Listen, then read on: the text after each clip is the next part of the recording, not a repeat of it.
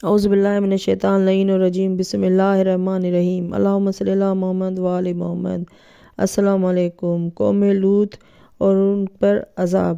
ایک روایت میں ہے کہ قوم لوط کافر ہونے کے باوجود نہایت خوش کردار قوم تھی۔ شیطان جو ازل ہی سے اولاد آدم کا دشمن ہے، اسے ان کی نیکی نہ بھائی گئی اور وہ انہیں تباہ کرنے پر تل گیا۔ چنانچہ اس نے ایسے اسباب فراہم کر دیے کہ آخر الامر انہیں مبتلا عذاب ہونا پڑا۔ حضرت لوط علیہ السلام برابر تبلیغ کر رہے تھے مگر کوئی فائدہ نہیں برآمد ہوتا تھا۔ آپ وقتاً فوقتاً حضرت ابراہیم علیہ السلام کے پاس جا کر فریاد کیا کرتے تھے اور اپنی قوم کی حرکتوں کا شکوہ فرمایا کرتے تھے۔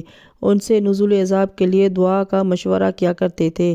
حضرت ابراہیم علیہ السلام ان کو صبر کی تلقین فرما کر خاموش کر دیا کرتے تھے۔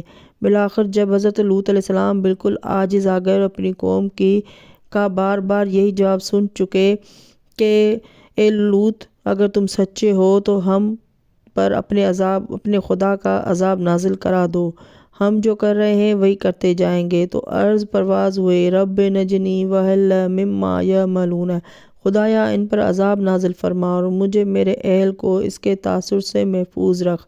حضرت لوط علیہ السلام کی دعا قبول ہو گئی اور خداوند عالم نے فرشتے حضرت جبرائیل کے ذریعے زیر قیادت زمین متفقات پر بھیج دیے۔ جب یہ فرشتے جو کہ بمثلت نہایت خوبصورت اور حسین و جمیل شکل و صورت میں تھے، بروایت حضرت لوط علیہ السلام کی زراعت پر پہنچے جہاں وہ کاشت میں مشغول تھے، تو وہ انہیں دیکھ کر اس لیے خوش ہوئے کہ یہ مہمان آئے ہیں، اور لوط علیہ السلام بے انتہا مہمان نواز تھے، لیکن ساتھ ہی ساتھ اپنی قوم کی بدکرداری سے سخت گھبرا گئے۔ گھر آئے، اندر لے جا کر دروازہ بند کر دیا اور اپنی عورت سے کہا کہ اس کے طعام وغیرہ کا بندوبست کرو اور ان کے آنے کی اطلاع کسی کو نہ دینا، کیونکہ یہ ہمارے مہمان ہیں اور ہماری قوم بدکردار ہے، کہیں ایسا نہ ہو کہ وہ ہمیں رسوا کریں۔ حضرت لوط علیہ السلام کی بیوی جو خود بھی بدکردار تھی اور کافرہ تھی، وہ باہر گئی اور معین اشارے سے لوگوں کو مہمان کی آمد کی اطلاع دے دی۔ ایک روایت میں ہے کہ وہ سیٹی بجا کر یا مکان کی چھت پر آگ روشن کر کے مہمان کے آنے کی اطلاع دیا کرتی تھی۔ قوم لوط کو جب مہمانوں کے آنے کی اطلاع ملی تو ان لوگوں نے بروایت طبری 10 افراد کو حضرت لوط علیہ السلام کے پاس بھیج کر پیغام دیا کہ مہمانوں کو ان کے سپرد کر دیا جائے تاکہ وہ انہیں استعمال کریں۔ حضرت لوط علیہ السلام نے فرمایا یہ کسی صورت سے ممکن نہیں ہے۔ ایک روایت میں ہے کہ حضرت لوط علیہ السلام نے جواباً کہا کہ میں مہمانوں کی عزت کے تحفظ کے لیے اپنی لڑکیاں قربان کر سکتا ہوں، مگر یہ نہیں کر سکتا کہ مہمانوں کو تمہارے حوالے کر دوں۔ ان 10 افراد نے لوط علیہ السلام کا جواب اپنے لوگوں تک پہنچا دیا اور ساتھ ہی ساتھ یہ بھی کہا کہ جو مہمان آئے ہیں وہ اتنے حسین و جمیل ہیں جتنے حسین آج تک دیکھے نہیں گئے۔ یہ سن کر لوگوں نے کہا کہ جاؤ جبراً ان کو پکڑ کر لاؤ۔ وہ واپس آئے اور اندرون خانہ داخل ہونے کی خواہش کی۔ حضرت لوط علیہ السلام نے مزاحمت کی یہاں تک کہ آپ کا سر شگافتہ ہو گیا۔ اس وقت آپ نے اپنی بے بسی پر فریاد کی۔ یہ ماجرا دیکھ کر حضرت جبرائیل امین بولے گھبراتے کیوں ہو، ہم تمہارے بلائے ہوئے فرشتے ہیں اور نزول عذاب کے لیے آئے ہیں۔ یہ سن کر حضرت لوط علیہ السلام مسرور و مطمئن ہو گئے۔ ایک روایت میں ہے کہ ان لوگوں نے فرشتوں کی طرف جوں ہی ہاتھ بڑھانے کا ارادہ کیا اندھے ہو گئے۔ ناسخ تواریخ میں ہے کہ جب ان کے اندھے ہونے کی اطلاع صنادید اشرار کو ہوئی تو انہوں نے ایک آدمی حضرت لوط علیہ السلام کے پاس بھیج کر کہا کہ تم یہاں لاوارث آئے تھے، اب جب آباد ہو گئے ہو تو اکڑنے لگے ہو، ہم تمہاری جادوگری کو برداشت نہیں کر سکتے، تم صبح ہونے سے پہلے ہمارا ملک چھوڑ دو۔ حضرت لوط علیہ السلام پر ان کے اس کہنے کا کیا اثر پڑ سکتا تھا جب ان کے پاس فرشتے مقیم موجود تھے، لیکن مقصود باری بھی یہی تھا کہ لوط علیہ السلام اس علاقے سے باہر چلے جائیں تاکہ عذاب نازل کیا جا سکے۔ چنانچہ جناب جبرائیل نے حضرت لوط علیہ السلام سے فرمایا کہ آپ اپنے بال بچوں کو لے کر یہاں سے چلے جائیں۔ حضرت جبرائیل کے کہنے کے مطابق آپ باہر جانے ہی والے تھے کہ لوگوں نے آپ کے گھر کو گھیر لیا، اور اس کی وجہ یہ تھی کہ ان کے ایک عالم نے کہا تھا کہ عذاب کے آثار پیدا ہو گئے ہیں، دیکھو لوط کو باہر نہ جانے دینا ورنہ عذاب میں مبتلا ہو جاؤ گے۔ حضرت لوط علیہ السلام حضرت جبرائیل علیہ السلام سے کہا کہ اب میں کیوں کر باہر جاؤں؟ اس کے جواب میں بروایت روضۃ الصفا حضرت جبرائیل نے فرمایا کہ میں تم کو ابھی باہر کے دیتا ہوں۔ چنانچہ انہوں نے اپنے پر بٹھا کر لوگوں کو مکان سے باہر نکال دیا اور کہا کہ دیکھو، روانگی کے دوران پیچھے کی طرف مڑ کر نہ دیکھنا ورنہ نقصان اٹھاؤ گے۔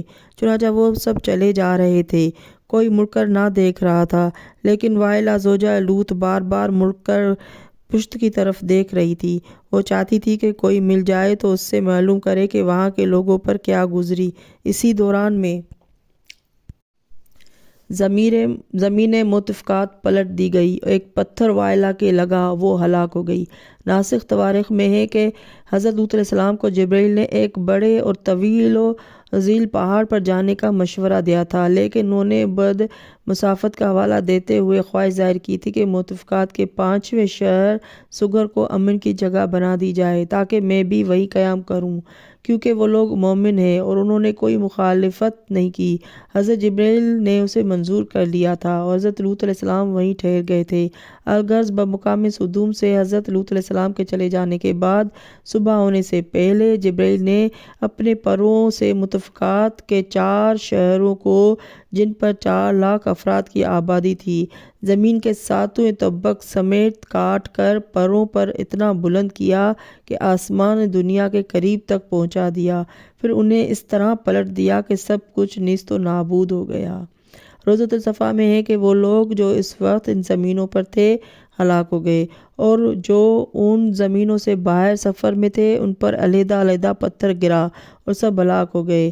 عجائب القصص میں ہے کہ قوم لوط کے تمام افراد کے لیے پتھر نامزد کر دیے گئے تھے۔ جو پتھر جس کے عذاب کے لیے معین کیا گیا تھا وہ پتھر اسی پر گرا ہے اور وہ ہلاک ہوا ہے۔ مورخین کا بیان ہے کہ قوم لوط کا ایک شخص نزول عذاب کے وقت خانہ کعبہ میں تھا۔ وہاں سے ایک پتھر جو اس شخص کے عذاب کے لیے نامزد تھا خانہ کعبہ میں پہنچا تو فرشتوں نے اسے یہ کہہ کر واپس کر دیا کہ شخص فی الحال مقام امن میں ہے، اس پر عذاب نہیں کیا جا سکتا۔ چنانچہ وہ پتھر 40 دن تک ہوا میں معلق رہا۔ جب وہ کعبہ سے باہر نکلا تو پتھر کا شکار ہو کر ہلاک ہو گیا۔ روزۃ الصفا میں ہے کہ حضرت لوط علیہ السلام نزول عذاب کے بعد مقام سگر سے ہجرت کر کے حضرت ابراہیم علیہ السلام کی خدمت میں موجود ہوئے اور تا حیات انہی کے ساتھ رہے۔ روزۃ الصفا میں ہے کہ حضرت لوط علیہ السلام نے واقعہ عذاب کے 7 سال بعد ماہ ربیع الاول میں چہارشنبہ کے دن انتقال فرمایا، اور آپ 10 ربیع الاول یوم چہارشنبہ کو 80 سال کی عمر میں فوت ہوئے، اور آپ کی مزار شام میں ہے اور آپ شام میں سپرد خاک کیے گئے۔ اللہم صلی علی محمد وآل محمد۔ ناظرین، میری ویڈیو اچھی لگے تو لائک اور سبسکرائب کر لیں۔ اگلی ویڈیو تک کے لیے اللہ حافظ۔